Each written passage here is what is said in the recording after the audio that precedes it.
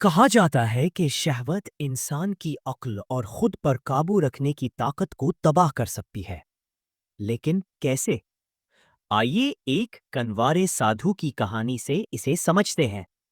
آخر تک ضرور دیکھیں، کیونکہ یہ کہانی واضح کرتی ہے کہ شہوانی خواہشات پر قابو پانا کس قدر ضروری ہے۔ کہانی کچھ یوں ہے۔ ایک بار ایک سادھو گہرے جنگل میں ایک چھوٹی سی جھوپڑی میں رہتا تھا، جو اس نے خود بنائی تھی۔ اس نے اپنی ساری زندگی کنوارا پن، برہماچاریہ اور روحانی ریاضت کے لیے وقف کر دی تھی۔ ایک دن ایک بادشاہ شکار کے لیے اس جنگل میں آیا۔ گھنٹوں کی تلاش کے بعد بھی اسے کوئی شکار نہ ملا۔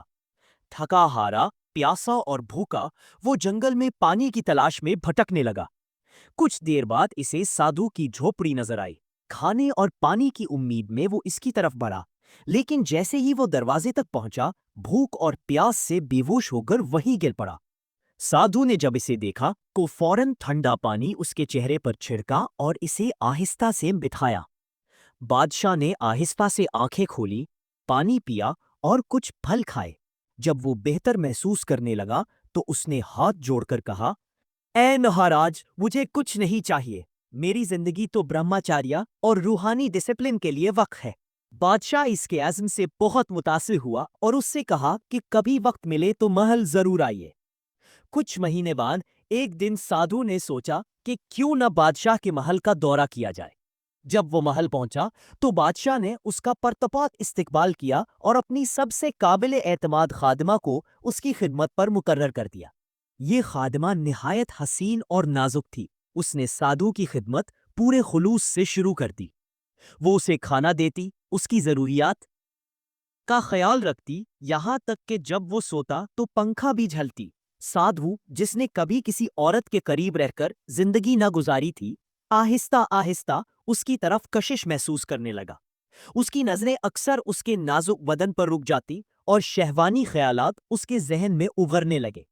اس کے برسوں کے روحانی اصول کمزور ہونے لگے۔ اس کا پرسکون دماغ بے چین ہونے لگا۔ شہوت کی آگ اس کے اندر جلنے لگی۔ جب خادمہ اس کے غسل میں مدد کرتی تو اس کا نرم لمس چھپی ہوئی جذبات کو جگا دیتا اور اس کے دل میں شہوانی احساسات ابھرکاتا۔ ایک دن سادھو نے اس سے پوچھا، اے حسین لڑکی، کیا تم شادی شدہ ہو؟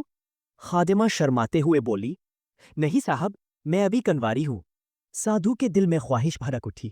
اس نے کہا، کیا تم محل سے باہر کسی دن مجھ سے ملو گی؟ خادمہ نے مسکرا کر جواب دیا، یقیناً صاحب، میں تو آپ کی خدمت گزار ہوں۔ میرا گاؤں یہاں سے قریب ہی ہے۔ اگر آپ آئیں گے تو میرے لیے یہ عزت کی بات ہوگی۔ سادھو نے جواب دیا، میں ضرور کل آؤں گا۔ اب سادھو کا دماغ مراقبے پر مرکوز نہ رہا۔ وہ مسلسل خادمہ کے بارے میں سوچنے لگا، صبح کے انتظار میں بے چین ہو گیا۔ جیسے ہی سورج طلوع ہوا، وہ جلدی سے اس کے گھر جا پہنچا۔ خادمہ نے اسے خوش دلی سے خوش آمدید کہا، محبت سے کھانا پیش کیا اور سادھو مکمل طور پر مطمئن محسوس کرنے لگا۔ مگر اس کے دل و دماغ میں جنگ چھڑی ہوئی تھی۔ وہ سوچ رہا تھا کہ کیا وہ اسے شادی کا پیغام دے یا نہ دے۔ ایک طرف برسوں کی تپسیا کا خوف اور دوسری طرف خادمہ کی خوبصورتی اسے اپنی طرف کھینچ رہی تھی۔ اس نے فیصلہ کیا کہ چند دن اور صبر کرے گا، پھر فیصلہ کرے گا۔ مگر اس کے دل میں ایک خوف بھی تھا، اگر خادمہ نے اسے انکار کر دیا تو؟ آخر وہ ایک سادھو تھا جس نے دنیا ترک کر دی تھی۔ وہ سوچنے لگا، شاید وہ شادی کی پیشکش قبول نہ کرے۔ اس دن کے بعد وہ روز اس کے گھر جانے لگا، گھنٹوں وہاں وقت گزارتا۔ جلد ہی گاؤں والوں کو یہ بات عجیب لگنے لگی۔ وہ بادشاہ کے پاس گئے اور شکایت کی، مہاراج، وہ سادھو جو آپ کے مہمان ہیں روز خادمہ کے گھر جاتے ہیں اور گھنٹوں وہاں بیٹھے رہتے ہیں۔ اگر ایک سادھو ایسا کرے گا تو ہمارے نوجوانوں پر کیا اثر پڑے گا؟ بادشاہ نے کہا، ٹھیک ہے، میں اس معاملے کو خود دیکھوں گا۔ ادھر سادھو اپنی جذبات پر مکمل قابو کھو چکا تھا۔ اس نے فیصلہ کر لیا کہ اگلی صبح وہ آخر کار شادی کی پیشکش کرے گا۔ اتفاق سے اگلا دن گاؤں کا تہوار تھا۔ یہ مانا جاتا تھا کہ اس دن خیرات دینے سے دوگنا ثواب ملتا ہے۔ جب سادھو خادمہ کے گھر پہنچا تو وہ بولی، صاحب، کیا آپ کے پاس کچھ سکے ہیں؟ میں آج خیرات دینا چاہتی ہوں تاکہ مجھے برکت ملے۔ سادھو نے جواب دیا، میرے پاس سکے تو نہیں، لیکن پریشان نہ ہو، میں بادشاہ سے مانگ لوں گا۔ کتنے چاہیے؟ بس 4۔ سادھو محل گیا اور بادشاہ سے کہا، مہاراج، ایک دن آپ کی جان بچائی تھی۔ اس دن آپ نے وعدہ کیا تھا کہ کچھ بھی مانگو گے دوں گا۔ آج میں کچھ مانگنے آیا ہوں۔ حالانکہ بادشاہ کا اب سادھو کے لیے احترام کم ہو چکا تھا، پھر بھی اس نے کہا، ٹھیک ہے، بتاؤ کیا چاہیے۔ سادھو 4 سکوں کے لیے کہنے ہی والا تھا کہ اس کے دماغ میں ایک خیال آیا۔ صرف 4 کیوں مانگوں؟ 8 کیوں نہیں یا 16؟ کیوں نہ 1000 مانگ لو؟ آخر بادشاہ میری جان بچانے کا قرضدار ہے، جو بھی مانگوں گا وہ دے گا۔ بلکہ کیوں نہ پورا راج ہی مانگ لوں؟ تب میں بادشاہ بن جاؤں گا اور خادمہ کو اپنی رانی بنا لوں گا۔ تب شادی آسان ہو جائے گی۔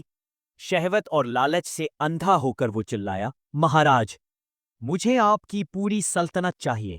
بادشاہ چونک گیا، پھر غصے سے بولا، او دھوکے باز، تمہاری تو عزت اور تپسیا ویسے ہی ختم ہو چکی ہے، اب تم راج چاہتے ہو؟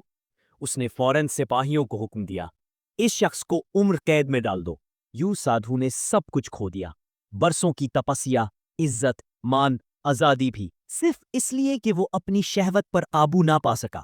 اگر ہم آج کی دنیا میں دیکھیں تو پائیں گے کہ شہوت آج کے نوجوانوں کے زوال کی سب سے بڑی وجہ بن چکی ہے۔ طلباء، نوجوان، یہاں تک کہ بڑے بھی، سب اس میں پھنس رہے ہیں۔ انٹرنیٹ کھولو، 70% مواد فحش سے بھرا ہوا ہے۔ ہر جگہ social media, web sites, short videos, اور لوگ انجانے میں اس کے عادی ہو جاتے ہیں۔ اور یہی وقت ہوتا ہے جب وہ اکیلے ہوتے ہیں، اور یہی وقت ہوتا ہے جب خیالات ذہن پر حاوی ہو جاتے ہیں۔ خود کو مصروف کرو، فوراً اٹھو، جگہ بدلو، کسی دوست کو فون کرو یا گھر والوں کے ساتھ بیٹھو، کیونکہ جب تم لوگوں کے درمیان ہوتے ہو، یہ خیالات خود بخود کم ہو جاتے ہیں۔